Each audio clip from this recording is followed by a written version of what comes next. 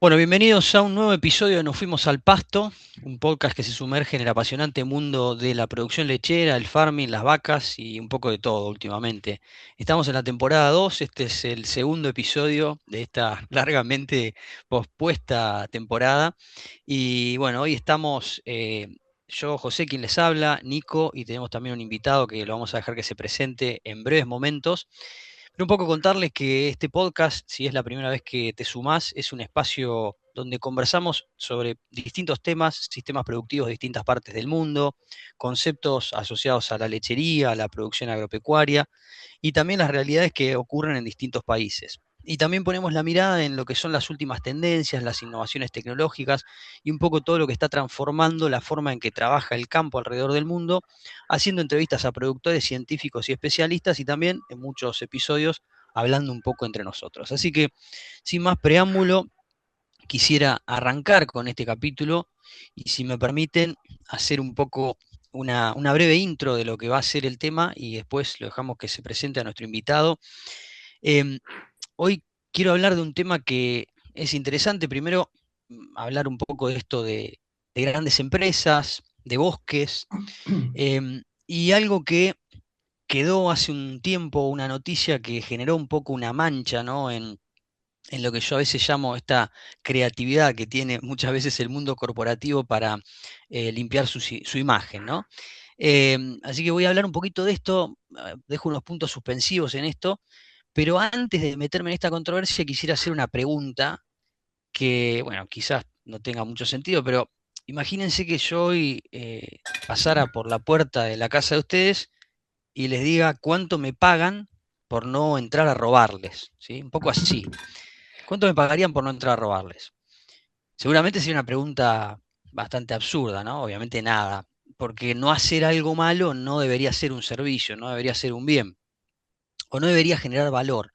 El mérito, digamos, de no hacer algo malo no debería existir, pero últimamente empieza a haber algunos incentivos, bastante lógicos, por cierto, respecto a dejar de hacer algo malo y que alguien te pague por eso que se considera malo. Y en este sentido, me anticipo un poquito a lo que viene, que eh, durante los últimos, podríamos decir la última década, algunas de las empresas más grandes y reconocidas del mundo, podríamos hablar de Disney, Shell, Gucci, qué sé yo, empresas automotrices, paradójicamente muchas de las empresas asociadas al mundo del oil y del gas, pagaron millones de dólares exactamente para esto que es decir, bueno, yo te voy a pagar para que vos, si tenías pensado, por ejemplo, talar este bosque, esta selva, no lo hagas. Así que me voy a meter después un poco en esta controversia, una historia interesante respecto a una certificadora y unas cosas que ocurrieron ahí, pero antes de eso quiero que se presente Julius, que nos acompaña hoy, así que le dejo a él la palabra, que es quien más sabe seguramente de este tema, ¿no? Todo tuyo. Bueno, muchas gracias. De este lado, Julius Corichoner. Yo soy ingeniero agrónomo, doctor en ciencias agropecuarias. Durante bastante tiempo me dediqué a la investigación, antes en la universidad. Ahora trabajo en Roots, en una empresa que nos dedicamos a propagar prácticas regenerativas y a generar créditos. Nosotros, en particular, creemos que los créditos de carbono, y me anticipo, son un excelente incentivo, en particular los créditos que hacemos nosotros de manejo agrícola, que son un incentivo muy bueno para tratar de que los productores adopten prácticas de manejo regenerativo, en particular ganadería regenerativa o agricultura regenerativa. Así que trabajo en eso y bueno, agradezco la invitación, un poco bastante rápida, pero estoy acá para tratar de hacer un poco un ida y vuelta en todo lo que se pueda charlar de créditos. No sé de todos los tipos de créditos, hay personas que saben mucho más que yo.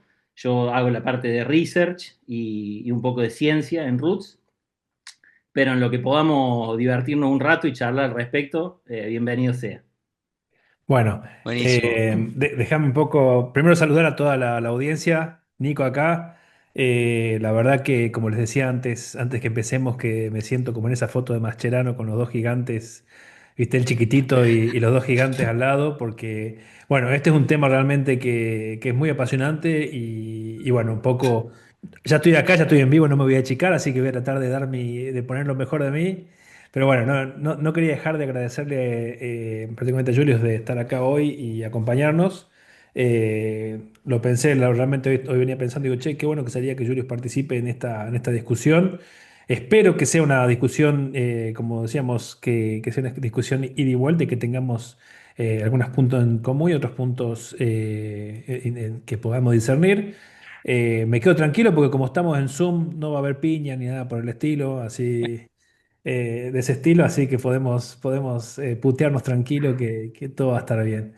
Así No hay que, peligro. así que bueno, no, muchas gracias, gracias a todos los que nos están siguiendo, a todos nuestros oyentes que están siguiendo esta segunda temporada. Estamos contentos porque muchas personas se volvieron a acercar para escuchar el capítulo uno. Así que bueno, José, te dejo para que des una introducción del tema específico y de que cuentes un poco de esta noticia que salió por todos lados, ¿no? Dale. Bueno, primero, por ahí la intro, digo, hoy estaba pensando y bueno, quienes estamos un poco más metidos en esto, incluso en el mundo agro, digo, seguramente tenemos una audiencia diversa, hemos recibido por ahí comentarios de un poco de todo. Entonces quería arrancar primero con lo más básico y básico de verdad, ¿no? Es decir, viste que por ahí hablamos de carbono, hablamos de todas estas cosas y puede haber alguien hoy, está escuchándonos en la ruta, en la casa, donde sea, qué sé yo, tu tía, tu vecino, tu hermano, tu papá, que quizás no entiende, viste, del tema. Entonces digo, hago una primera pregunta que es un poco un disparador y la pregunta es, ¿por qué creen que la temperatura promedio en la Tierra es de 15 grados? ¿Sí? Y esto yo lo he planteado en en algún otro episodio, digo, a nivel planeta, la Tierra está a una distancia muy similar que Marte, el Sol, y Marte está dentro de una zona habitable respecto a la distancia que está de ese Sol. Sin embargo, en Marte la temperatura promedio es 20, 22 grados bajo cero. ¿Por qué la Tierra tiene 15? Si por distancia al Sol debería tener seguramente una temperatura más parecida a Marte. Y la primera respuesta, la respuesta más simple, es que tenemos una capa, una atmósfera, que es una especie de frazada, y esa frazada está compuesta, entre otras cosas, por gases. Algunos de esos gases son, por ahí, estos gases de efecto invernadero, el dióxido de carbono es uno de ellos, que se considera por ahí el gas patrón, pero también tenemos vapor de agua y otros gases. Pero digo, eso es como la frazada, yo lo trato de simbolizar como una frazada que nos cubre como planeta.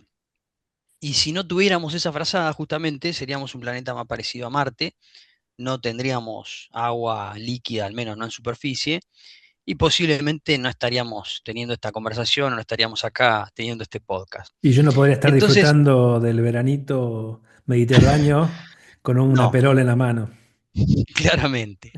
Entonces digo, está bueno plantearlo de esa manera, porque muchas veces hay como una, de entrada, cuando uno dice gas efecto invernadero, lo primero que salta es una connotación negativa, ¿no? O todo el mundo lo ve como algo negativo.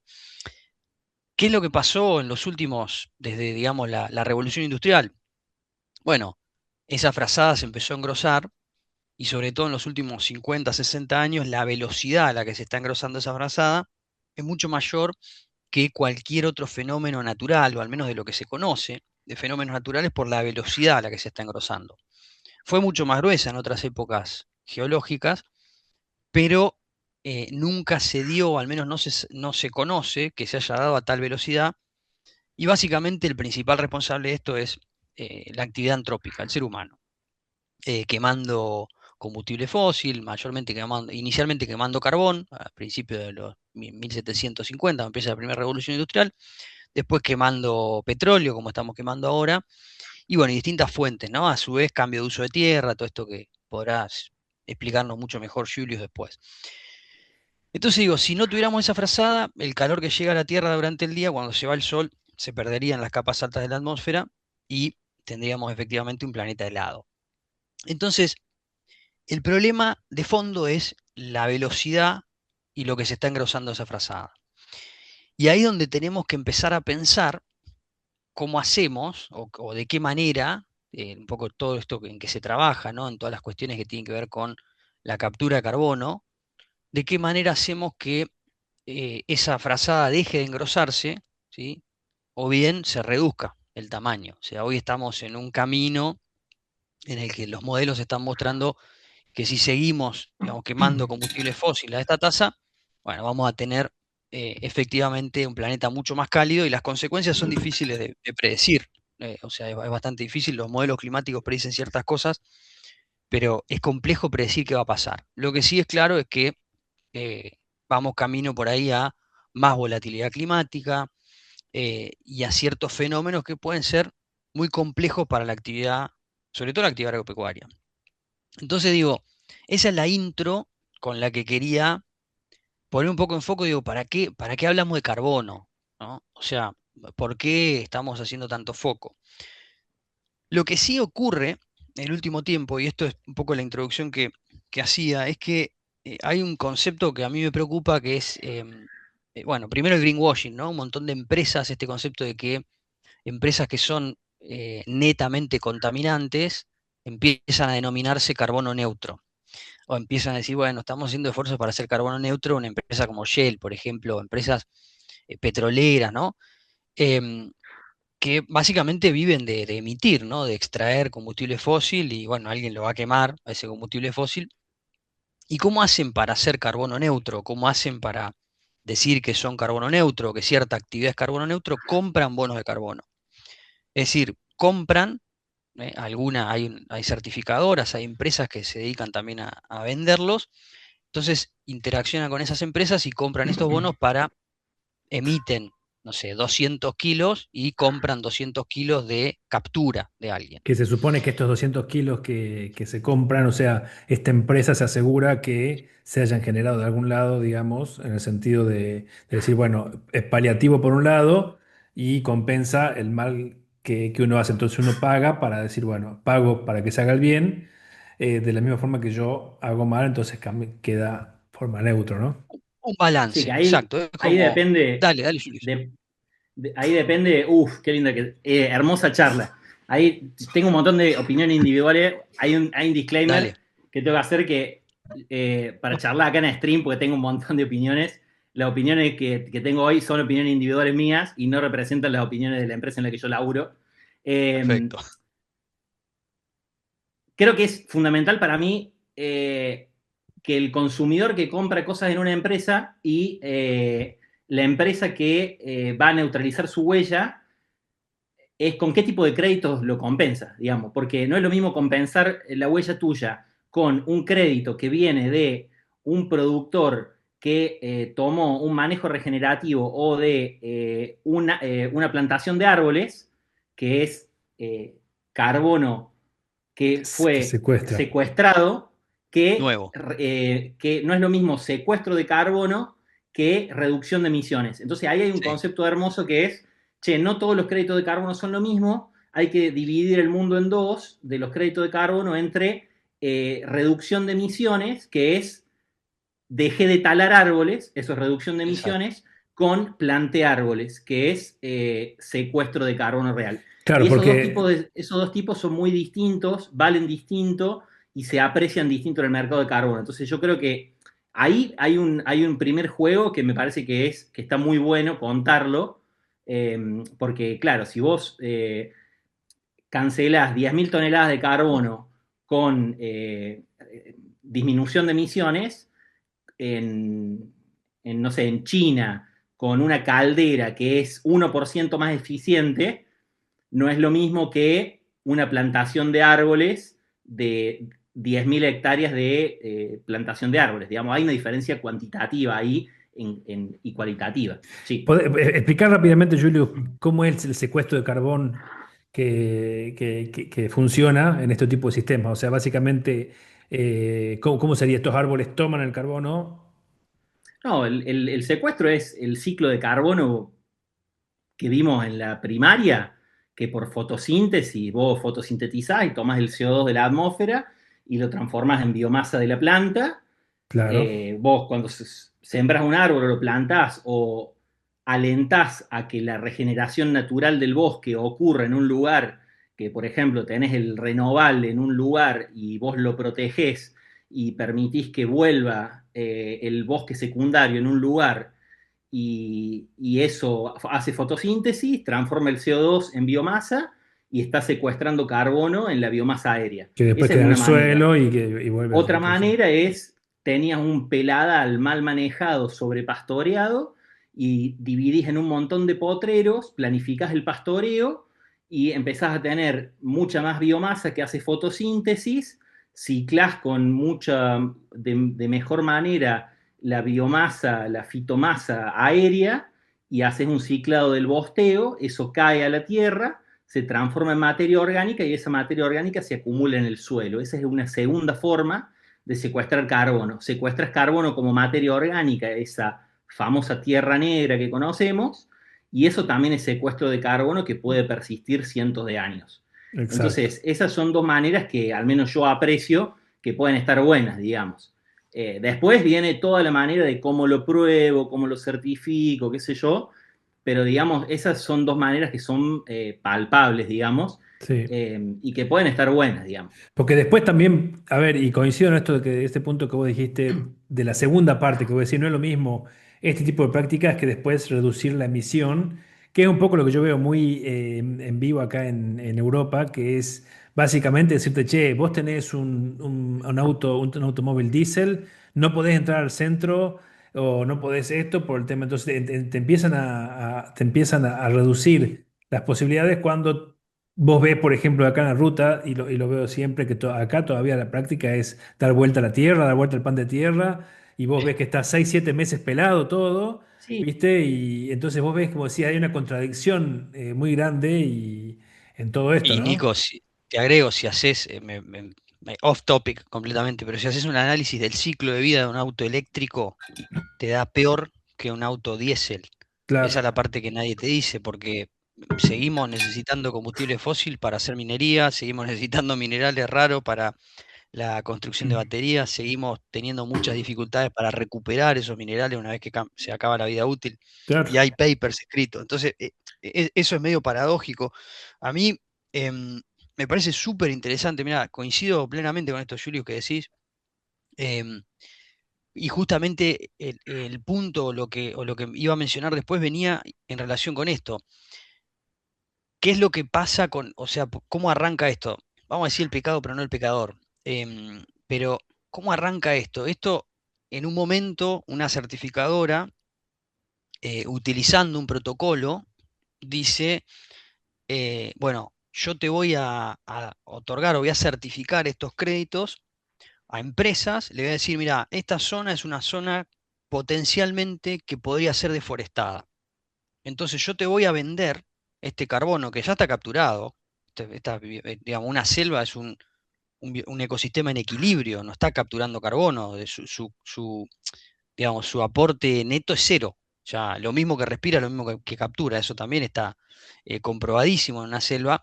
Lo que voy a evitar yo, esto que decís vos, Julio, que es, lo que voy a evitar es, vendiéndote este crédito, certificándote este crédito, es que nadie venga a talarlo.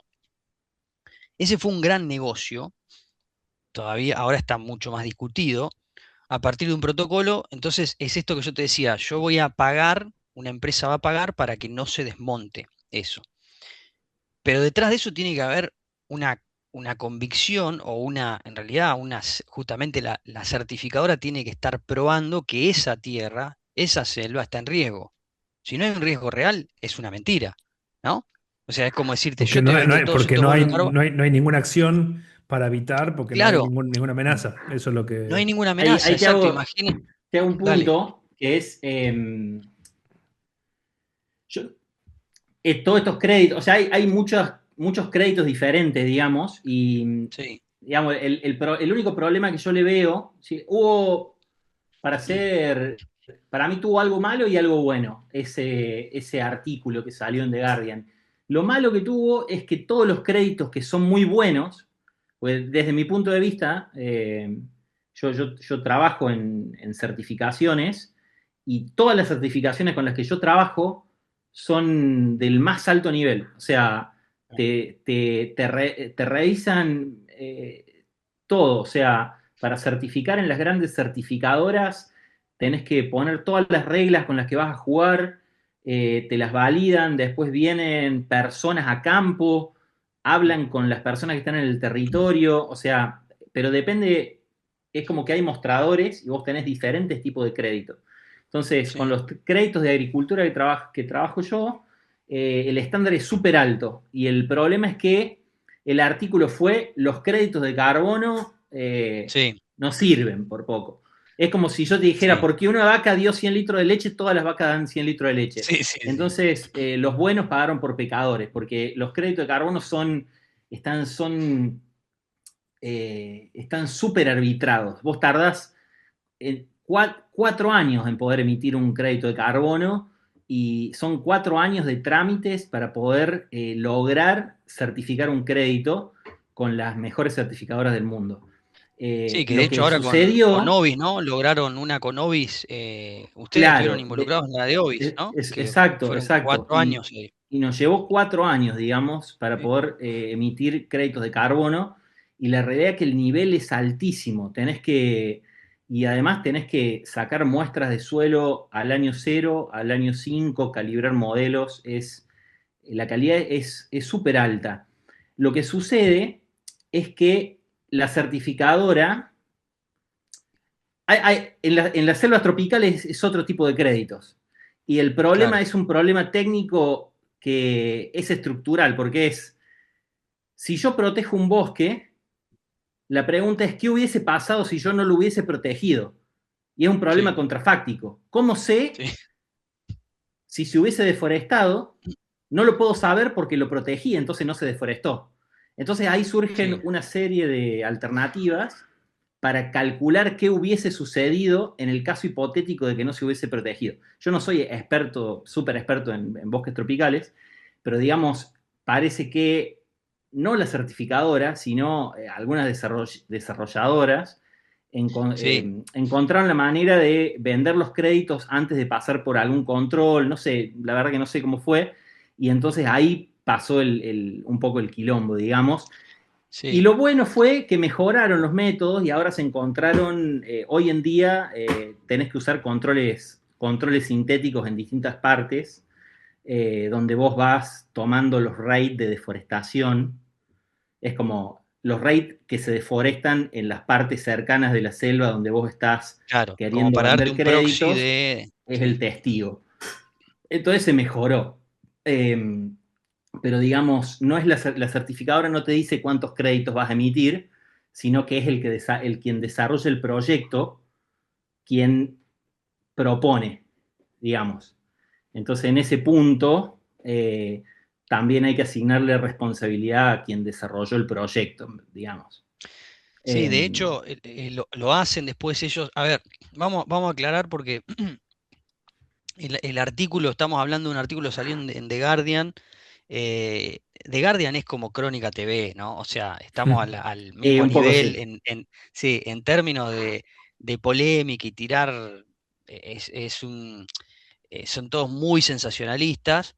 Y el otro que trabaja en esto era el semanario que ahí lo estaba buscando, se llama Die Zeit, mi alemán es nulo, así que, pero bueno, es un semanario alemán, imagino que en la misma línea, y después hay una organización metida que se llama Source Material también, publica una investigación, están 9 meses investigando y el título de esa investigación, esto que decís vos, Julio, que es súper sensacionalista, decía algo como que más del 90% de los créditos de bosques tropicales de esta certificadora eran probablemente créditos fantasma y que no representaban un ahorro real de carbono. Asociado justamente a esto, o sea, básicamente lo que hacía en ese caso la certificadora era delegar, o un poco tenía mucha responsabilidad esta desarrolladora o la que presentaba el proyecto, como que recaía mucho en quien presentaba el proyecto parte de este proceso. O sea, había como poca, podríamos decir, poco control del otro lado.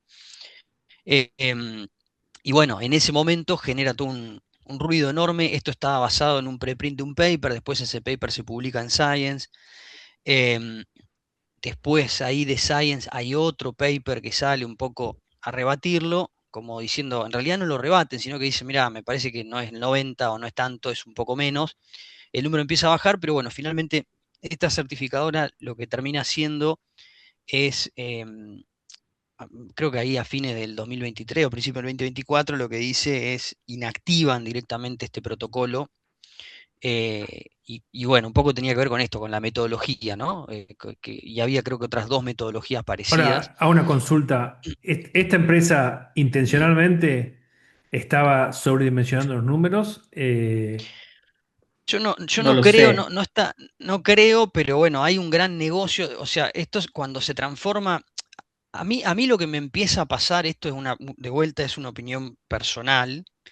A mí lo que me empieza a pasar es esto de, em, miren, les voy a un ejemplo práctico. Y lo dije ahora, el miércoles tuve una reunión en FAO, estoy trabajando en un proyecto con FAO en ganadería bajo carbono, y yo le decía que una de las cosas que veo, quizás no tanto en Argentina, bueno, todavía nosotros tenemos como em, cierta lógica productiva diferente, pero sí veo mucho en Europa, muchos proyectos en Europa que están sustentados en créditos de carbono, en créditos verdes, digamos, en una serie de incentivos que compensan de alguna manera, por ejemplo, la baja de producción. O sea, ellos dicen, bueno, sí, voy a producir menos, o voy a producir distinto, o voy a ganar menos plata, pero voy a tener un crédito que me va a ayudar a compensar esto, o voy a tener un incentivo, o voy a tener un subsidio. Esto puede ser visto de dos maneras, y no digo que haya una mejor, ¿no? Yo lo que digo es, si vamos a trasladar recursos de un sector, ¿no? Podría ser, que yo, el sector industrial, o a través de impuestos, a través de lo que sea, al sector productivo, al sector primario, ok, está bien. Pero en países como Latinoamérica, nosotros no solamente no tenemos incentivos a la producción, sino que tenemos retenciones a la producción, ¿no? Por ejemplo. Claro. Entonces, cuando uno ve que el resultado económico de un sistema agropecuario está atado a conseguir un beneficio a partir de un crédito verde o un crédito de carbono, y que si se cae ese crédito, entonces el sistema tiene que buscar otra forma de subsistir porque no es rentable, ahí es donde a mí me preocupa. Y no digo que sea el caso de Argentina, justamente creo que en Argentina es un adicional, es un aditivo. El tipo que hace bien las cosas, el tipo que mejora su suelo, ese tipo mejora la productividad. Claro, pero Entonces un tipo que todo suma. lugares como Nueva Zelanda sí es un tema porque, bueno, en Nueva Zelanda sí querían instalar un tax, un impuesto a la emisión de gases, justamente.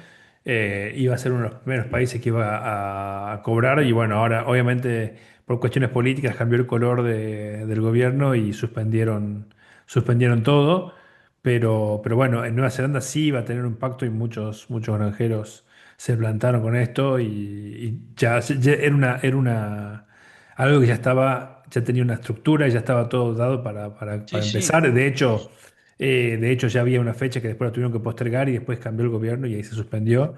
Pero bueno, sí, son realidades totalmente distintas y seguramente afectará de forma distinta en los Pero distintos digo, lugares. pensate esto, pensemos esto, y ayúdenme a ver si mi lógica, porque yo de vuelta, seguramente mi lógica no, en algo estoy, quizás no estoy pensando bien. Hay un par de ejemplos, ahora empezó a pasar en Australia. Australia es uno de los, hay un par de ejemplos de campos de Australia que son los primeros que certifican bonos de carbono. Esos campos llegaron hoy a la saturación, que tarde o temprano el campo llega a la saturación, o sea, la captura de carbono no es infinita. Ese es otro concepto que también tenemos que entender, digo, es como, tenemos un vaso, tengo un vaso, tiene tantos mililitros, llegué al máximo, bueno, no puedo seguir metiendo, ¿sí? O sea, llega un punto que hay un máximo de captura, un máximo de potencial de captura, porque además el suelo tampoco es infinito, yo no puedo seguir profundizando indefinidamente. Sí, ahí vos Si sabés mi siste- que hay una discusión. Dale, La materia orgánica mineral, sí, según algunos artículos de Francesca Cotrufo, ¿viste? sí, Todo lo que conozco es el BAI, la materia orgánica mineral parece que sí tiene un punto de saturación porque está asociada a arcillas, pero lo que es la sí, materia orgánica particulada, si vos tuvieras un sistema donde cada vez le pones más input de carbono, eh, podés tener cada vez más carbono. Lo difícil es generar una productividad mayor en el sistema que genere un punto de equilibrio cada vez más alto. ¿Entendés? Entonces, generalmente Sí, llegás a un equilibrio climáxico o ecosistémico porque tu ecosistema llega a un punto de equilibrio, pero no tanto por o por lo menos lo que yo creo, es que no tanto porque esté saturado el suelo, porque además es como que le queda mucho resto al vaso. Es como que los suelos sí, sí. están, No, eso sí, salvo que sea súper sí. arenoso, le queda bastante resto al suelo para agarrar carbono. Lo que sucede es que, bueno, llega un punto que no tenés de dónde sacar más input, más ingresos para darle de comer al Sí. suelo. Sí, las estimaciones hay un paper, estimaciones de región pampeana, un paper de Berongaray y Álvarez, creo que son los dos que laburaron, que con sitios medidos, em, y el paper estiman ellos, más o menos en región pampeana, ¿no? Un 50% de promedio, obviamente que hay una variabilidad enorme, esto que decís vos, la textura tiene mucho que ver, pero un 50% todavía más de potencial de captura. O sea, tenemos mucho potencial Claro. de captura. Con lo cual yo digo, y tenemos un margen gigante. ¿Qué es lo que planteo? Yo lo que digo es, ¿qué pasa cuando alcanzaste el equilibrio? ¿Y qué pasa si tu sistema estaba basado, o la renta de tu sistema estaba basada en esos bonos de carbono que vos ibas vendiendo? ¿Qué pasa cuando no puedes vender más bonos de carbono? Y ahí es donde yo empiezo a decir, por eso digo, el bono de carbono es la zanahoria y está bien, me parece buenísimo que vos al tipo le digas, pero eso no puede ser, para mí, ¿no? No puede ser la razón última del sistema. Te Decir, vamos a pregunto, buscar el bono de José, carbono. ¿Sí? por qué, o sea, el productor entra en este trade, digamos, de carbono? ¿Por qué en algún momento deja de recibir bonos de carbono? O sea, cuando el momento, o sea, Se o sea, saturó, hace todas las mejoras que tiene que hacer y ya no tiene más mejoras para hacer, entonces ya claro. no recibe ninguna. Imagínate esto que decía Julius, digo, llegaste al clímax, Sí, no sé, tenés una selva, listo, no hay más bono de carbono, ya está. Después, después podremos discutir si, bueno, ok, mirá, capturé todo este carbono, pero ya te pagaron por capturarlo. Podría decirte, bueno, ahora pagame para que no lo rompa. claro, eso es lo que Que te iba a volvemos a preguntar. esto, volvemos a esto, ¿no? Lo anterior Yo, es medio, pero yo bueno, dale, creo, Julio. sí, yo creo que, a ver, así como las simulaciones te dan que no sé, por cultivo de cobertura tenés 20 o 30 años para capturar carbono, yo creo que tenemos un buen horizonte de captura de carbono. O sea que hay un buen horizonte, yo creo, de esto de zanahoria. Pero sí es Sí, real que para mí tiene que ser algo bueno como un incentivo de mercado para adoptar prácticas.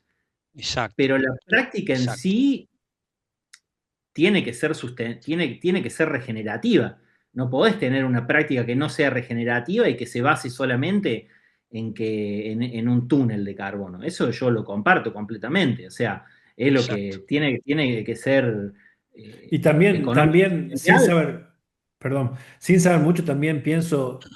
Es distinto el punto de partida, ¿no? O sea, debería también ser distinto desde qué punto de partida, desde dónde arrancás, digamos, porque es injusto para alguien que viene hace 20 años haciendo buenas prácticas voluntariamente, Sí, decir, bueno, yo arranco desde acá, que ya hice muchas prácticas que ya las implementé y no me las pagan. Y por ahí que uno que viene, que esto pasó en Nueva Zelanda, ¿no? Porque en Nueva Zelanda hubo un año en que dijeron, sobre todo con el tema de pérdida de nutrientes, ¿no? Hubo un año sí, que dijeron, bueno, a partir de, o sea, el 2008, por ahí dijeron, el 2010 va a ser el año base de tus pérdidas. Entonces, muchos se intensificaron el sistema y pusieron mucho más énfasis en ser un sistema más intensivo, más pérdida de nutrientes, para arrancar lo más vivo, por supuesto, ¿no? Y lo que combina sí, con los más grandes, los que tenían la información. Y sí, terminaron, claro, arrancando desde un punto bajo, muy bajo, desde un estándar muy bajo, que después tenían un montón, o sea, como que una mejora del 10% en su sistema requería, digamos, ¿entendés? sí, Mucho, nada. Exactamente. metían, vamos a perder, vamos a meter todo el nitrógeno que podamos, así perdemos mucho este año y el año que viene decimos, no, ahora, mirá todo lo que Exacto, bajamos. exacto, exacto. Seguimos metiendo Entonces, ese, 400 kilos. eso es una pregunta que por ahí quería hacer. O sea, ¿cómo funciona eso, digamos? Ahí bueno, ahí me parece que Julius va a poder responder mucho mejor, pero yo ahí tengo también, eso creo que es bastante paradójico. Y pasa, ojo, pasa con todo, porque podríamos hablar de carbono, digo, si yo fui un desastre manejando mi campo, voy a tener mucho más margen de captura que, como decís vos, Nico, si yo vine haciendo todo bien, si hice cultivo de cobertura, si hice un manejo mucho más regenerativo, si busqué mejorar el suelo, si... Entonces, el tipo que vino haciendo todo bien y de golpe diga, bueno, yo quiero entrar en un programa de certificación, entiendo que va a tener un horizonte, un potencial de captura mucho más bajo, ese que hizo todo bien respecto de uno que hizo todo mal. Eh, y ahora te paso para vos, Julio, que lo va a poder responder mejor, pero pasa algo similar acá. Digo, estamos a las puertas, teóricamente, de que finalmente entre en vigencia el acuerdo antideforestación o la norma EUDR, que es esta norma que va a impedir que ingresen productos que provengan de campos deforestados a partir de una línea de corte. Y ahí volvemos a esta misma paradoja que es, yo puedo haber deforestado mi campo hasta, creo que la línea de corte es fin de 2020, todo lo que deforesté hasta 2020, ese campo entra, y por ahí es un campo limpio y desmontó absolutamente todo y destruyó un bosque, y el vecino de al lado, que no tenía la guita para hacerlo, porque por ahí lo quería hacer, no vamos a decir que era un tipo que quería conservar el bosque necesariamente, sino que no tenía guita para pasar la topadora y destruir todo, ese tipo se queda con un campo que produce el 10% de lo que producía el vecino, porque tiene un monte cerrado, por ejemplo, Tal o cual. tiene un bosque. Y el impacto es, ahora vos, si en algunas provincias, eso es legislación, poner internacional, ok, yo no entro dentro del circuito europeo de venta, si hago eso. Pero algunas provincias, por ejemplo en Santa Fe pasó, que establecieron zonas y las zonas rojas no se podían tocar y pasó exactamente esto. Había un tipo que desmontó todo, sacó todo el monte y ese tipo hoy es productor y el de al lado tiene un monte cerrado y es un superviviente porque su capacidad productiva es de vuelta el 10% de la que tiene el vecino. Después podemos discutir si ese sistema que tiene el vecino es sostenible. Posiblemente no. Yo creo que si desmontó todo, quizá en 15 años va a tener un desierto. Pero bueno, acá también los tiempos apremian, ¿no? Sí. Y 15 años, viste, no sabes qué va a pasar, entonces la gente dice, bueno, hago plata 5 años, después veo. Entonces digo, es medio paradójico, pero bueno, ahí no sé, Julio, si vos tenés por ahí más info de primera mano, pero ¿qué pasa con estas líneas de base, ¿no? Que se toman del Sí. productor?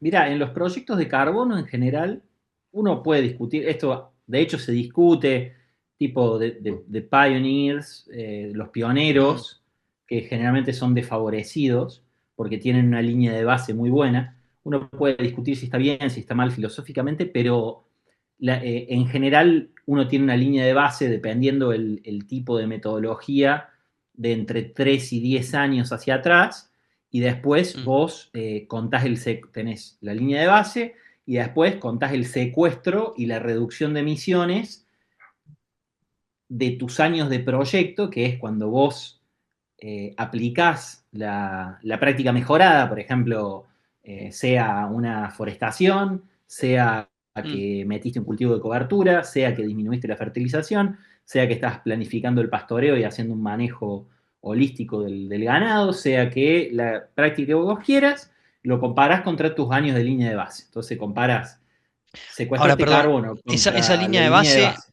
co- ¿Cómo la esa línea de medís? base, claro, cómo se construye? ¿O cómo la Y, por ejemplo, decidís? para el carbono de suelo, si vos en 2010 empezaste a hacer el manejo mejorado, en 2009 tomás muestra de suelo. Y después en 2015 medís de nuevo muestra de suelo y comparás el Ok, carbono pero de 2015 contra 2010, 2009. perfecto, pero vos tenés que iniciar el proceso. Yo digo, mirá, quiero certificar. Yo mañana inscribo mi campo y mañana hago la medición de base. O sea, o vos podés Claro, usar vos mediciones, decís, poner, yo tengo mediciones de hace 10 años, pero no sirven porque mm, tenés que tomarlas no, con una metodología y claro, certificarlas, claro. no podés usar metodologías de hace 10 años. Claro, Tenés perfecto. que hacer una línea de base Eso le da que rigor esté, también, ¿no? Porque si no, yo te puedo traer datos, mirá, tengo estos claro, datos de hace no, 15 tenés que años, mirá qué hacerlo bien que de acuerdo estaba. a una cierta metodología, con muestras hechas al azar, tenés que estratificar el campo, sacar una cierta cantidad de muestras, mandarlas a un Bien, cierto laboratorio con un cierto método, o sea, tenés que entrar en una cierta metodología y cumplir todas las normas. Que de hecho perfecto. es una de las patas que hace que tiene tantas exigencias un programa de carbono que a veces se hace difícil cumplirlo, porque es Mm, de tan alta calidad que por ahí, bueno, se hace difícil compatibilizar eso con un nivel agronómico, digamos, pues no es lo mismo ir y pedir una muestra de suelo compuesta de fertilidad que ir y, bueno, no, estratifica el campo, bueno, o sea, eh, digamos, por eso creo que está bueno la calidad de los créditos es súper alta a tal punto que a veces se nos hace difícil compatibilizar es, che, ¿cómo le pido a un productor que me cumpla con todo esto? sí. Porque, viste, se hace difícil. Escuché Pero ese comentario, no te voy a decir de quién, pero escuché ese comentario de un productor que hace manejo regenerativo y que decía, yo no sé, me piden tantas cosas, o sea, se ve que debe ser complejo por ahí de, de hacer el proceso, así que, pero bueno, es lógico, digo, también eso es lo que genera confianza, que no sea que a sí, cualquiera certifica cualquier cosa, ¿no? Y ahora volvemos también de vuelta ahí a lo que vos mencionabas al principio del capítulo, José, de decir, che, si vinieran y digan, ¿cuánto me pagás para que no te robe tu casa? Ahí si yo fuera la persona que está en la casa diría, bueno, pero depende de quién sos vos, o sea, ¿quién me va a robar? ¿El Estado? ¿Quién me va a robar una empresa privada? ¿O soy yo capaz de que te voy a buscar a vos para decirte, che, si no me robás, te pago esto? O sea, creo que hay distintas matices en ese sentido, ¿no? Sí, sí, sí, y lo otro a mí que... em, a mí a veces me da un poco de, digo, me da como escozor, ¿viste? De hecho, hemos hablado de esto. Yo soy bastante crítico de un montón de cosas y, y me resulta nuevamente, digo, hay que verlo como una oportunidad. Yo creo que esto es una oportunidad para el sector y por eso también me parece un tema súper interesante, porque no deja de ser una oportunidad y bueno, insisto, para Argentina tenemos un montón de campos en situaciones complejas que podrían mejorar, y no solamente por el crédito de carbono per se, sino también por el hecho de decir, vamos a mejorar la productividad de ese campo, o sea, vamos a tener un sistema mucho más resiliente, un sistema más productivo. O sea, yo lo miro por ese lado y me parece eh, win-win. Ahora, por otro lado, me resulta también muchas veces curioso cómo se ha puesto tanto foco el último tiempo en el sector agropecuario como el gran culpable, ¿no? de todo este caos climático. Y por otro lado, vos decís, pero el resto del mundo y el planeta es business as usual, ¿viste? Sigue todo Sí. igual. Y miren, pensaba, ayer venía hablando, yo por ahí me pongo medio, trato de que mis hijos piensen, ¿viste? Ya con Beni tiene 11 y bueno, y trato de que, ¿viste? Empiece a pensar. Yo soy muy renegado por naturaleza, entonces trato de que él no sea tan renegado como yo. Pero le decía el otro día, hablábamos, viste, de las cosas viejas, porque te preguntan, ya, viste, parece un dinosaurio, porque, claro, tenés 41 años y te ven como que ya estás viejo.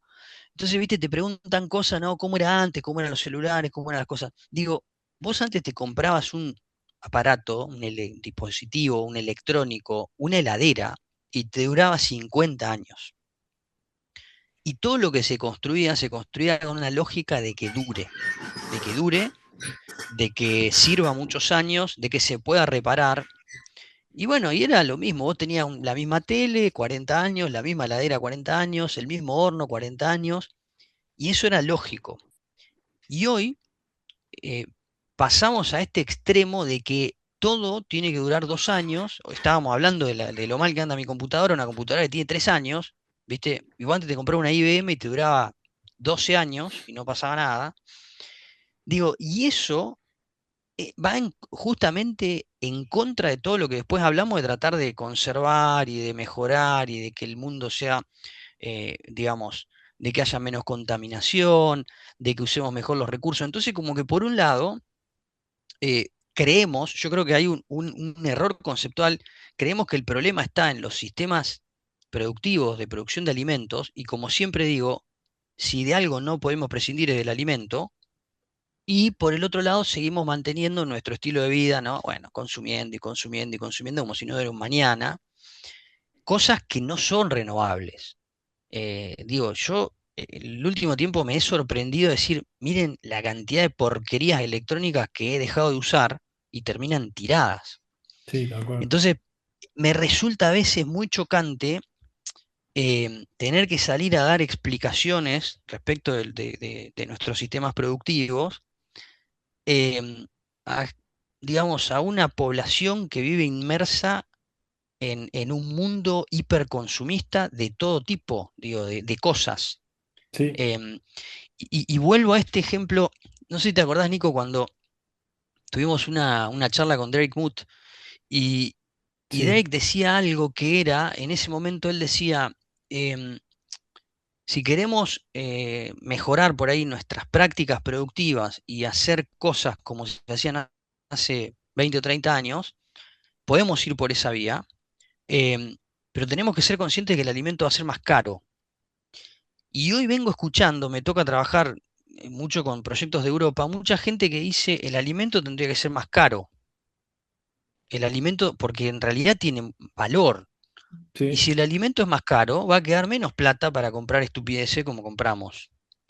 Y quizás esa es la manera de que en algún punto nuestros sistemas productivos, digo, vayan migrando a algo más sostenible y no sigamos en esta rueda de más escala, más escala, más escala, más escala, y por otro lado, más degradación, ¿no? Entonces, no sé, Sí. pero a mí es algo que muchas veces me resulta difícil de comprender, no sé si difícil de comprender, digamos, hay toda una intencionalidad de por qué es muy fácil pegarle al sistema agropecuario, pues está muy atomizado, porque no hay grandes lobbies, esto lo hemos charlado en algún momento.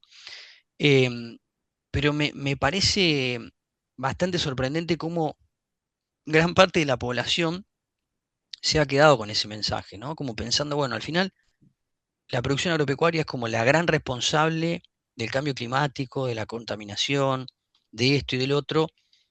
Y yo veo que últimamente es el sector que para mí es el que más cambios está haciendo, tratando de justamente reducir su impacto. Y el resto van, digamos, cambian alguna cosita por acá, pero Tiene que ver seguimos en la también misma rueda. con que el campo es lo que se ve, ¿no? Es lo que vos vas en la ruta y ves, ¿no es cierto? O sea, si vos ves unas 10.000 hectáreas a tu izquierda sin un árbol y qué sé yo, es lo que se ve como uno como público general lo puede ver. Sin duda. No vas a pasar por una fábrica de gomas y vas a Sí, entrar y vas a dar una vuelta para ver lo que hacen, ¿no? Entonces, en cambio, yo creo que también va por ahí, ¿no? El hilo se corta por el más fino, como dicen. Y sí. también en los intereses económicos, yo creo que lo más fino termina siendo el productor rural más que el productor o el empresario que tiene una fábrica, ¿no es cierto? No sé, Julio, me interesa saber tu opinión. Sí, la pregunta para mí también es ¿dónde están las grandes oportunidades de reducción, ¿no? Porque si está en los procesos industriales, porque digo, al final el sector agropecuario también, mientras, o sea, mientras haya demanda de comida y de materias primas para los sectores industriales, eh, o sea, esa producción la tenés que hacer. Ahora yo me pregunto, Mm. ¿qué sucedería si vos obligaras a que el sector industrial compensara el 10% de su huella solamente, por ejemplo? Porque hoy en día todo el mercado de carbono, hay un par de lugares donde hay mercados regulados, pero la Mm. realidad es que las empresas que compensan su huella son empresas que quieren hacer bien las cosas y lo compensan en el mercado voluntario, pero no hay mercados regulados en todos los países. Claro, Esto, o sea, no es que todas las empresas en todo el mundo compensan toda su huella. Las empresas que lo hacen son, lo hacen por intereses corporativos, porque quieren compensar su huella, y en algunos lugares porque hay mercados que son regulados. Sí. Pero creo que también eso, o sea, si vos movieras la tuerca ahí un poquito, se generaría un incentivo para que hubiera muchos más proyectos de forestación, muchos más proyectos de un montón de cosas, digamos. Sí. Eh, Y hoy en, la solución ciertamente no está en que los países, o sea, que vos decís, che, Argentina sí, Nueva Zelanda sí, Holanda no, no sé, por decirte. Yo creo que también acá los jugadores más grandes que son, no sé, caso Nestlé, caso estas empresas que son, que ellos son los que realmente van a activar el decir, che, exigimos esto y que de ahí para abajo todos los países que quieran, no quieran quedarse afuera tengan que activar, ¿no? Pero por supuesto, la realidad a mí lo que me hace un poco de ruido es decir, che, empresas grandes que hacen, que generan muchas emisiones que simplemente con una cuestión de poner plata puedan salir adelante, decir, che, yo soy limpio, estoy limpio porque yo ya puse toda la plata. Cuando, a ver, estamos hablando de plata, es un sistema que creamos los humanos de interacción y de intercambio, y cuando podemos hablar que no, estamos hablando hay, sobre los recursos naturales, o sea, ¿cuánto de esa plata realmente, si yo me mm, pregunto si esa plata tiene realmente el impacto, al fin y al cabo, que que estamos buscando que tenga, ¿no? no, en esto hay diferente complejidad, ¿no? En esto estaría bueno tener un experto que sepa más. Hay empresas que hacen mucho más y mucho menos, pero en realidad las empresas tope de gama que quieren disminuir su huella no solo compensan, hay un compromiso de reducción de huella, ¿no? Entonces, las empresas contratan a las empresas, una fábrica, contrata a una empresa que le asesora de acá a 5 años en un camino completo donde haces dos cosas. Por un lado, disminuís tu huella y por otro lado, compensás. Entonces es Claro, un camino híbrido, digamos, donde vos sí, te analizan todo el análisis de ciclo de vida y te dicen, mira, acá podés disminuir, disminuir, disminuir, acá podrías cambiar ciertos procesos, pero, no sé, una empresa de taxi no puede, o sea, a menos que reconvierta todos los taxis a eléctricos, o una empresa de aviones, no puede dejar de emitir. Me claro, refiero que hay razones estructurales que hacen que una empresa en ciertos procesos tenga emisiones de CO2. claro. Entonces hay ciertas cosas que las tiene que compensar sí o sí, pero hay otras en las que puede ir disminuyendo. Después ahí viene el compromiso de cada empresa de cómo quiere ir haciendo su camino y por supuesto las reglas de juego de cada país, que yo me imagino que no es lo mismo lo que te exige Alemania que lo que exige, no sé, un país con muchas menos exigencias. No Claro, quiero poner un país pero de hay Sudamérica. muchas, claro, sí, un país sudamericano por ahí tiene muchas menos exigencias, estamos menos maduros en ese tema, digamos. Pero sí, en eso hay mucha diferencia. Y hay industrias que son muy intensivas Sí, en la emisión, y yo creo que ahí debe haber mucho interés, digamos, en que para mover un 5% de las emisiones, por ahí cambiar un proceso quizá es mucho más costoso. y ahora les hago una pregunta muy general que yo quiero ver que me respondan cada uno es, ¿qué tan grave es el problema hoy con las emisiones? ¿Qué tan grave es para la humanidad en los próximos años, en las próximas generaciones? ¿Querés que No, arranque? para mí grave. Estamos hasta las manos, para mí es grave. O sea, tenemos que hacer todos los esfuerzos juntos, todos los caminos juntos. O sea, para mí hacen falta crédito de carbono, gente que haya activistas ambientales, eh, empresas que recambien los procesos, gente que salga a plantar árboles, coches eléctricos, todos los recambios, hacen falta todos los esfuerzos juntos para llegar a un horizonte modelado de aumento de la temperatura compatible con la vida. Digamos, no por nada estamos viendo los inviernos más fríos de la historia, los veranos más calientes de la historia, refugiados climáticos que se mueven de sus lugares de origen porque hace 60 grados y ya no pueden habitar el lugar O sea, si vos te fijás en la parte de la Tierra que es muy continental, donde los cambios de temperatura son más bruscos, digamos, nosotros estamos dentro de todo bendecidos con el clima, pero se está volviendo inhabitable. O sea, hay partes de la Tierra que se están volviendo inhabitables gracias al cambio climático. Entonces, para mí el problema es grave, es grave. Esa es mi posición, ¿no es cierto? ¿Y por qué seguimos dependiendo de la política para que sea la que mueva los hilos? Lamentablemente, ¿no? Porque al fin y al cabo termina siendo una decisión política de cada país, qué grado de compromiso, ¿no? Porque creo que los acuerdos internacionales no son tan estrictos en este sentido como para que los países realmente entren en esos cambios, No, ¿no? yo te hago un contrapunto por ahí. Yo tengo, digamos, una posición, yo creo que hay un montón de cosas que están mal. Yo estoy más preocupado por nuestra degradación de recursos, digamos, a mí me preocupa mucho lo que se están degradando los recursos y nuestro nivel de consumo estúpido, digamos, a mí me preocupa el nivel de consumo estúpido y las cosas que estamos consumiendo.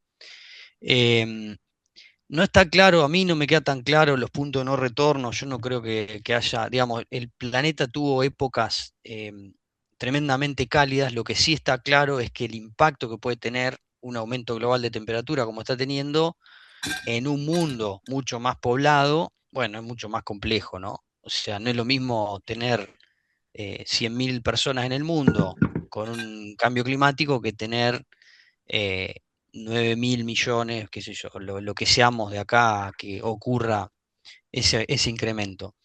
Pero digo, el planeta es tremendamente plástico en ese sentido. Yo no creo que se acabe la vida. Lo que sí va a cambiar un montón de cosas que hoy estamos viendo van a cambiar.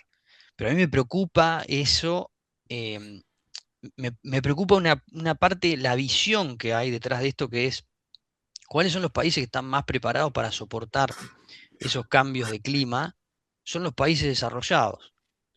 O sea, nos duela o nos pese más o menos, digo, un país como, qué sé yo, Holanda, tiene mucha más capacidad de recuperarse de una tormenta extrema que nosotros en Argentina, por cuestiones de infraestructura, por cuestiones de todo tipo, por cuestiones que están asociadas justamente a la emisión. Es decir, son países que emitieron un montón para llegar donde están, hicieron un montón de cosas para llegar donde están, tienen infraestructura, tienen guita, y hoy están mejor preparados para soportar el cambio climático que nosotros también, vamos a suponer, vamos a sufrir por ahí en menor medida, como decís vos, Julio, parte continental va a tener más impacto que en parte más oceánica, o tenemos más océano en el hemisferio sur. Entonces digo, a mí también me preocupa que algunas de las medidas que a veces se toman y algunos de los compromisos ambientales que se asumen en países que están mucho menos desarrollados impactan directamente en esto, ¿no? En desarrollo. O sea, que te frenen en algunos casos el desarrollo. Entonces, a mí me parece que es un problema difícil para los países subdesarrollados hoy, por ejemplo, asumir algunos compromisos ambientales como, no sé, bueno, vamos a no deforestar. Hay países que te dicen, no, por ejemplo, bueno, Brasil tiene un quilombo enorme, pero los tipos protegen un montón de su selva, pero siguen deforestando. Nosotros Ah, tenemos un quilombo enorme, producimos un montón, pero seguimos deforestando. Y si Ahora, queremos entrar, sí. dale, dale, Julio. No, vos decís que el desarrollo está de la mano de la producción primaria, porque No, la yo digo que mayoría el de los desarrollo, países crecen de la mano de la producción secundaria y terciaria de no, servicios, no, hoy entonces, no. no sé si Yo digo que los países se desarrollaron, ¿sí? Eso, de hecho hay varios papers, el desarrollo de los países se dio a partir del incremento de emisiones. Hasta un punto, obviamente, eso cambió. Pero cambió ¿por qué? ¿Por qué un país puede transformar su matriz energética? Porque tiene guita, por ejemplo. Independientemente, después podemos discutir, bueno, todas las variables, está todo bien. Europa tenía 80% de su superficie boscosa y hoy tiene el 30 o el 40, o sea, se comieron la mitad de los bosques. Y eso fue durante miles de años que ocurrió ese proceso y fue un proceso antrópico. Y no estábamos reclamándole a Europa, che, ustedes que desmontaron, ¿no? Pues pasó en otra época, lo que sea. Hoy hay claro. conciencia de la importancia de eso y es lógico, pero mi preocupación de base es que algunas de esas medidas, que vienen con una visión muy europeísta, terminen impactando negativamente en el desarrollo de una región pobre. Yo digo, nosotros, digo, esta es una discusión, para mí una discusión fascinante, ¿eh? Pero yo cuando hablo con europeos, digo, me toca interactuar mucho con proyectos de Europa y veo lo que son los dilemas de ellos, son muy diferentes del dilema del argentino promedio, ¿viste? Mm, Cuando vos tenés 40% de tu población que le cuesta comer bien, y es difícil que esa persona se ponga a reflexionar sobre, bueno, vamos a ver cómo se produce la comida, o vamos a ver si contamino más con la F100 que tengo, o si me compro un auto eléctrico, pues no le da para pensarlo. Entonces, viste como que estamos en distintos niveles, y cuando vos trasladás medidas, esto que está atado a lo que decís vos, Nico, cuando vos querés trasladar una medida eh, macro, ¿no? Una medida global, bueno, porque el cambio climático, el incremento de temperatura es global, ¿no? No es que, bueno, sí, aumentó acá, pero, viste, o sea, si vos seguís haciendo todo mal, iba a tener un impacto igual. claro. Cuando vos lo trasladás a todo el mundo una misma medida, esa medida tiene un impacto muy diferente en Europa, que ya está pasando por una reconversión, versus Latinoamérica. Y lo otro paradójico que digo es, ok, Europa está transitando un camino, por ejemplo, de reducción del uso de insumos, más agricultura con menos inputs, em, pagándole. Ahora nuevamente Holanda va otra vez con un plan para reducir el stock de ganado por la emisión de metano. También hay mucha confusión respecto a ciclos, pero bueno, es para otra charla. Pero digo, entonces países que están reduciendo su stock de ganado, países que están reduciendo su tierra productiva, ponen tierra ¿viste? Incluso se le paga para que dejen de producir, para que esa tierra vuelva a su estado natural, lo cual es muy lindo, pero la población sigue creciendo, la demanda de alimentos sigue aumentando. Entonces, ¿qué pasa? Aumenta la presión en países subdesarrollados, aumenta la presión en los proveedores de alimentos para Europa. Latinoamérica es un proveedor, ¿no? Entonces es medio paradójico que algunas de las decisiones que se toman en países muy desarrollados beneficien, digamos, visualmente, si querés, a esa sociedad, ¿no? Decía, mirá qué lindo, cómo rearmaron este bosque que estaba degradado, mejoraron esto, lo pusieron más verde, y por otro lado generen deforestación en Latinoamérica. Digo, eso hoy pasa. ¿Cómo haces para que no pase? No sé, Ujú, porque de vuelta es cómo hacemos más eficiente la producción de alimentos, sí. cómo hacemos para hacer más con menos, ¿viste? Decir, bueno, entonces digo, para mí es fascinante cómo muchos de los desafíos globales, a veces mirados con ciertas ópticas, terminan generando un impacto más negativo que positivo. Y en Mm. esto soy muy crítico de esto que digo de alguna política europea asociada con, bueno, no, nosotros vamos a reducir toda nuestra producción y vamos a meternos más en lo verde y en todo lo que sea regenerar bosques y cuestiones así, y eso aumentó automáticamente la presión en países proveedores de alimentos de producción primaria. Entonces ahí es un poco donde yo, no sé, me hace ruido eso, ¿viste? Soy bastante crítico. Después coincido, digo, esfuerzos aislados no tiene sentido hacer, o sea, que nosotros tomemos un compromiso de reducción de metano y Estados Unidos no firme.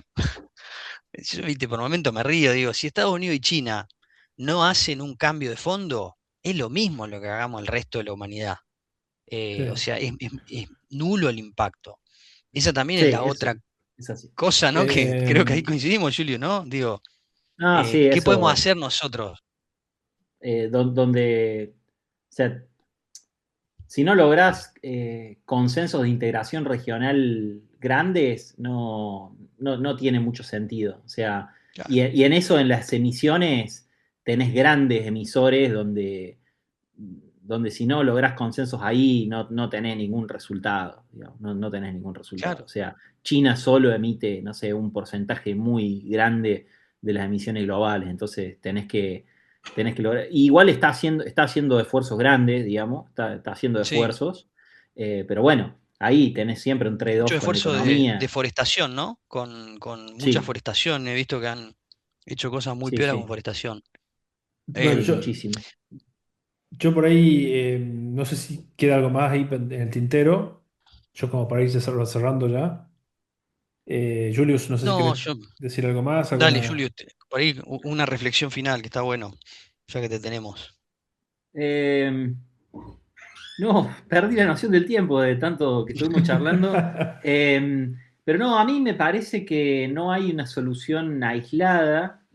Yo creo que cada sector tiene que tratar de hacer desde su lado políticas y, o sea, pensando en lo que es calentamiento global, ¿no es cierto? Eh, pensadas desde su región del mundo, eh, para tratar de emitir un poco menos y que no esté tampoco desalineado de lo que es la economía, ¿no? Y del bienestar de las poblaciones donde están, eso es lo que yo creo, ¿no es cierto? O Sí, sea, también hay que tener en cuenta a los pobladores y a las comunidades, ¿no es cierto? O sea, mm, en eso yo creo que por ahí no podés importar políticas hechas en otro lado que desatiendan a las comunidades que viven en el lugar, ¿sí? Y con esto no estoy diciendo, o sea, comunidades, ¿no? O sea, no un actor individual que tiene algo en particular, sino el bienestar de las comunidades me parece que es importante y eso tiene que estar pensado en las políticas y creo que es el gran desafío el gran desafío lo que va hacia adelante y hacia atrás todo el tiempo con el calentamiento global y con las políticas es la integración regional, quién firma, quién no firma y toda la burocracia genera un montón de altibajos en esto y bueno, me parece que no, o sea, ¿por qué lo define la política? Que lo preguntaba un poco vos, Nico, es como todas las grandes cosas que son mundiales, dependen un poco de eso, ¿viste? Y es muy difícil cambiarlo, a menos que venga un cataclismo que haga que todo el mundo se ponga de acuerdo y se alinee muy rápido, como con la pandemia, que más o menos todo el mundo mira para el mismo lado, sino con estas cosas que hay dos escuelas y todavía, o sea no todo el mundo se alinea muy fácil en, che, hay que poner el 2% del PBI para frenar el calentamiento global, o sea, hasta que no todo el mundo se alinea ahí y desgraciadamente emitir menos es producir menos en el corto plazo, más o menos hay que sacrificar algo, entonces hay intereses económicos en juego, así que me parece que por ahí va el tema de que nadie quiere ceder. sí. Entonces, hay miradas más progresistas y no tan progresistas, y es por oleada, ¿no? O sea, cuando viene una ola que es un poco más de atender la problemática, destina más presupuesto y firma digamos, cosas que ayudan y después ahora se retrae y bueno, y así me parece que van siendo los avances. Eso es lo que yo veo, digamos, de los Sí. últimos años. Y bueno, y ya para dejar, o sea, como una reflexión final, es pensando en esto de yendo 1 millón de años para atrás, 1 millón de años para adelante, ¿no? Y si estamos simplemente en una etapa evolutiva del ser humano, así como el Neandertal, ¿cómo es? Neandertal Mm. se extinguió porque básicamente los recursos se pusieron más difíciles, porque apareció este nuevo ser humano, ¿no es cierto? Que en un tiempo creo que convivimos, y el ser humano más adaptado terminó sobreviviendo, el neandertal terminó extinguiéndose. ¿No será esto parte del proceso evolutivo que terminamos, nuevos seres humanos van a aparecer más resistentes a una temperatura mucho más alta? Y que eventualmente estamos condenados como esta etapa evolutiva y vamos a desaparecer. Y por otro lado, también pensaba, los dinosaurios posiblemente fueron los que más, te diría que en lo que es el secuestro de carbón, los más secuestro positivo que deben haber tenido, y sin embargo vino un meteorito y al carajo todo. Entonces al fin y al cabo, no estamos, les pregunto, ¿no? ¿Estamos sobrepensando o no estamos sobrepensando el tema? A ver, Yo tengo, te hago un aporte, no, está bueno. Yo te hago un aporte, mira, la otra vez la discusión, cambio climático sí, cambio climático no. Yo he leído un poco de todo, ¿no? Alguna literatura medio under, ¿viste? Así como de los outsiders. Sí, em, y bueno, hay conclusiones interesantes. Entonces yo dejé de discutir un poco no digo, no hablo más del calentamiento global, ¿viste? Digo, ok, el cambio climático para mí es una redundancia, el clima en su definición es cambio, con lo cual no digo nada. Entonces digo, vamos a suponer que el cambio climático, el aumento de temperaturas no ocurre, ¿sí? O lo que sea, ¿sí? Hasta ahora vemos un aumento de temperatura, también el periodo en el que estamos midiendo son 180 años, con calidades dudosas en los primeros 80 y los últimos 100, con una distribución de sensores muy orientada en el hemisferio norte, pero vamos a suponer que todo esto está ocurriendo o no está ocurriendo, no importa. Lo que sí es cierto, y para mí lo que va de la mano de esto es, los sistemas productivos están cada vez más presionados a producir alimento, o sea, a hacer más con menos. Tenemos cada vez menos tierra disponible por habitante, pues somos cada vez más, y eso implica que tenemos que ser cada vez más eficientes e implica que cualquier, digamos, desastre climático, vamos a suponer que siempre hubo desastre climático, ok, pero si había una inundación hace 50 años, ¿sí? Perdías un nivel de producción que no tenía un impacto global. Hoy, esa tierra que produce 4 o 5 veces más, vos perdiste la producción de una zona grande, eso tiene impacto directo en la producción global. Incluso lo vemos en los precios. No sé, una helada tardía en el cinturón maicero de Estados Unidos automáticamente dispara el precio global del maíz. Entonces, independientemente de la gente que diga, bueno, eso siempre ocurrió, ok, vamos a asumir que eso siempre ocurrió, pero el impacto que había antes no era el mismo que tenemos hoy.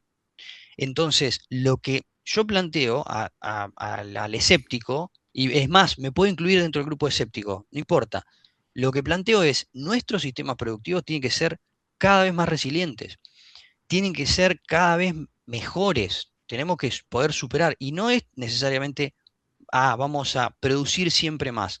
Vamos a hacer las cosas mejor, más eficiente, vamos a cuidar más el suelo, vamos a cuidar más el recurso, vamos a apuntar a biodiversidad, porque todo eso va a redundar en mejores alimentos, en que la producción, eso que estamos generando, sea de más calidad. Entonces yo por ahí cuando me trato de correr de la discusión, porque pasa esto, Julio, yo coincido que em, tenés de todo, digamos. Tenés el tipo que piensa que nos vamos a morir en 50 años y tenés el tipo que te dice, no pasa nada, yo sigo haciendo todo igual. Entonces digo, no podemos hacer las cosas igual, pero no importa si vos no crees en el clima. Fíjate lo que pasa y fíjate la presión que hay sobre los sistemas hoy respecto de la que había hace 50 años. Y actúa en función de eso. No sé, por ahí me fui al pasto un poco, pero no Para, importa. bueno, está acorde el podcast, está perfecto. No, Está para mí perfecto. una cosa son las creencias, eso uno puede creer o no creer, y hoy está muy de moda, me parece que como medio de manera posmoderna, tener creencias y pensar que la Tierra es plana y Sí, qué la sé yo, un montón posverdad. de cosas, Sí. pero si vos mirás la evidencia, o sea, a mí no me gusta discutirlo mucho rato porque digo, che, vos mirás la evidencia y mirás la temperatura y el CO2 y como toca un montón de intereses económicos, hay un montón de gente que lo quiere desmentir, pero el cambio climático existe, se ve, y después sí, hay un montón de gente que lo quiere desmentir, pero el cambio climático y el aumento de la temperatura global existe y hay evidencia por doquier en un montón de lados.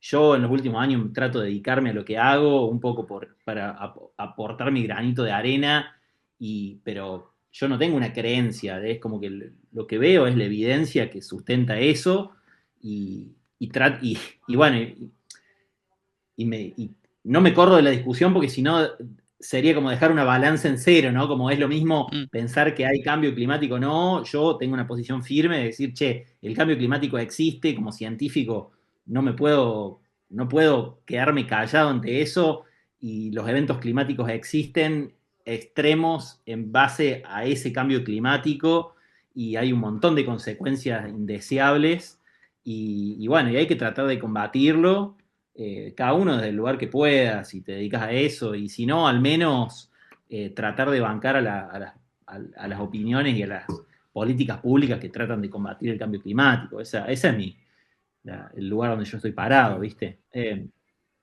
Bueno, no, Está bueno. excelente, excelente, Julio. Vamos cerrando, así ya Ya Dale. tuvimos una hora de discusión excelente. Muchísimas gracias, Julio, realmente por estar con nosotros hoy. Bueno, muchísimas gracias, José, también. Esperemos Sí. que hayan disfrutado de esta discusión. Y bueno, les dejamos un abrazo. Esperemos que nos sigan en Instagram. Hoy estamos en Instagram. Nos pueden encontrar como nos fuimos al pasto. Así que así nos pueden ver y también pueden dejarnos sus opiniones de todos nuestros capítulos. Y no se olviden de dejarnos las 5 estrellitas acá en Spotify. Así seguimos creciendo. Un abrazo a toda la audiencia. Un abrazo a ustedes y nos vemos en el próximo capítulo de Nos fuimos al pasto. Gracias, chicos. Abrazo. Gracias. Chau, chau.